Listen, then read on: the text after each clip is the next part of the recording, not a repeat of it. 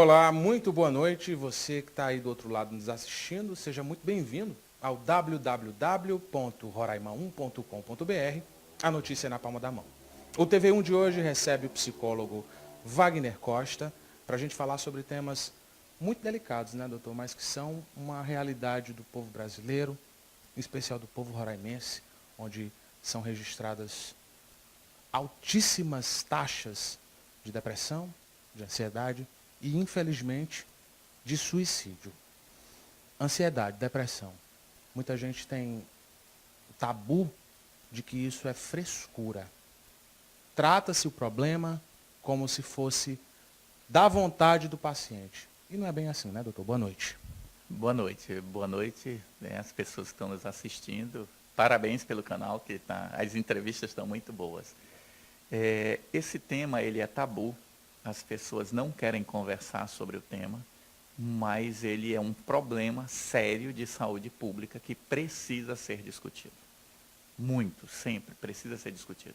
Por isso a ideia de fazer sempre debates e trazer à tona a realidade de muitas pessoas que precisam de ajuda. O que é que uma pessoa que não está doente não deve, sob hipótese alguma, falar ou fazer com aquela pessoa que está doente? Veja, desqualificar. A pior coisa que se faz é desqualificar o sentimento do outro. Porque geralmente as pessoas usam a frase do tipo, não, isso é coisa da tua cabeça. Mas qualquer coisa da sua ou da minha cabeça é real na minha subjetividade. Então, muitas vezes as pessoas desqualificam o sentimento e isso piora a situação de quem está sofrendo de depressão ou de ansiedade. Depressão, ela pode ser desencadeada por alguma coisa ou ela é nata? Já nasce, é uma doença, é um processo químico, hormonal do organismo e não tem o que se fazer, apenas controlar com medicamento, com terapia, como é que funciona? Não, tem dois tipos que nós poderíamos assim classificar. Aquela depressão que é química, que é algo que tem componente hereditário, que é fisiológico, que você vai tratar isso com medicação, e tem a depressão que ela surge a partir de eventos da vida. Então você tem um evento que desencadeou, mas as duas situações elas se misturam.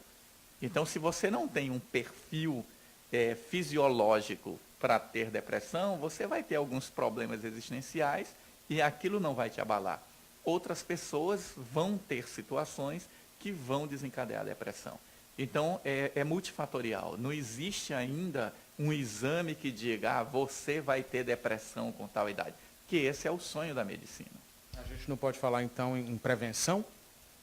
A prevenção é cuidar da saúde mental no sentido de você não se deixar adoecer. Porque o estilo de vida que eu levo e o estilo de pensamento que eu tenho, ele pode me encaminhar para a depressão. O que eu quero dizer com isso? Eu tenho que observar, desde criança, o jovem, como é que aquela pessoa lida com os problemas da vida. Então, se alguém ele já tem uma tendência de ter uma visão negativa dele mesmo, do mundo e do futuro, ele é candidato à depressão. Então, se juntar essa visão de mundo com o meu lado fisiológico, entendeu? Eu sou candidato a. Então, como é que eu me protejo?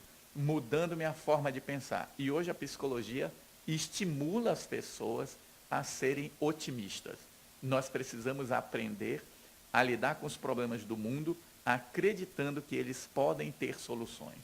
Doutor, eu posso dizer que todo suicida, ele é depressivo? Não necessariamente, mas geralmente as pessoas que cometem um suicídio, se você for ver o histórico, ela já tem uma maneira de pensar que é depressiva. Mas veja, tem pessoas que cometem suicídio porque acontece algo na vida dela que ela não sabe lidar e aí naquele momento de desespero ela comete suicídio. E um exemplo muito claro disso são adolescentes, garotas, engravidam, a família não sabe, ela não sabe o que fazer, ela comete suicídio por desespero. Isso é muito mais comum do que a gente possa imaginar. Os nossos registros aqui em Roraima são preocupantes? São casos que ocorrem com uma certa recorrência aqui no estado? Os registros de Roraima mostram que Roraima é um dos estados com maior número de suicídios, né, proporcional à população. Então, isso é um dado preocupante. Nós não temos pesquisas feitas para identificar as causas, mas se você olha de uma forma geral, o que se vê é que o jovem ele não tem muita perspectiva, e isso não é bom. Então, por isso, a ideia de trabalhar o jovem, trabalhar a perspectiva do futuro, para que ele não comece a enxergar o mundo como um lugar ruim. Porque se ele perde o prazer ou a vontade de viver, ele tende a se deprimir. E a depressão, ela é um impulsionador. Muitas pessoas com depressão, ela tende a tentar suicídio em algum momento da vida. No seu consultório, o senhor observa algo em comum entre os pacientes depressivos? Eles têm algo que é característico, que o senhor observa que realmente aquilo ali é um traço, é um perfil do doente? Existe? Existe, é um padrão. E aí eu te diria, não é no meu consultório, é em qualquer consultório. Existe um teórico, o Aaron Becker, que desenvolveu o que nós chamamos hoje de terapia cognitivo comportamental. Ele, estudando as pessoas com depressão, ele identificou 3 coisas que caracterizam. Então, você que nos ouve agora, que nos assiste, olhe para si mesmo e se pergunte, eu tenho uma visão negativa de mim mesmo? Então, tem pessoas que acham que elas não têm competência, que elas nunca vão conseguir, que a vida não foi feita para ela, que todas as oportunidades são para os outros, menos para ela. Então, essa é a primeira característica. Eu não acredito em mim, eu tenho uma visão negativa de mim mesmo. A segunda questão é a visão negativa do mundo à sua volta.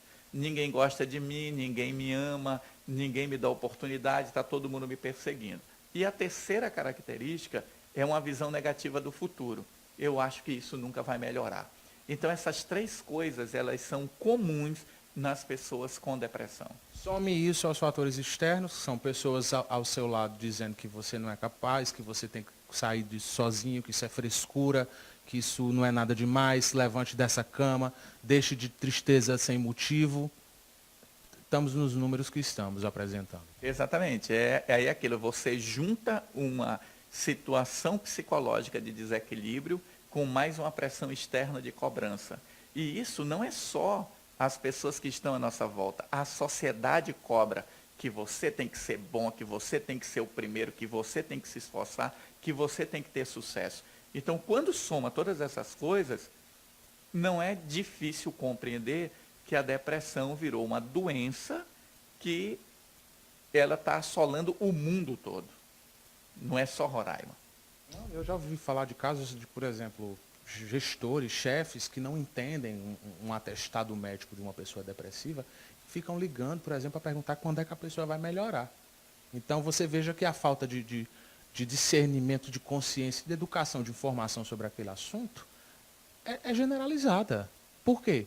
Porque aquilo que é tabu, aquilo que não chega nas escolas, que não se conversa dentro de casa, na mesa do jantar, na mesa do almoço, vai ser um desconhecimento geral, se a gente tratar esse tema sempre como uma coisa errada, como um tabu, como um problema que é do outro, não é nosso, não é coletivo, não é uma questão de saúde pública, por exemplo.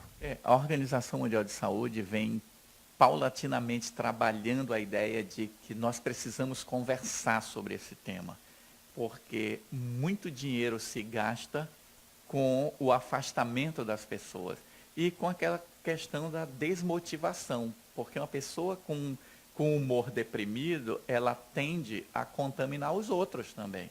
Então, isso é um problema sério de saúde.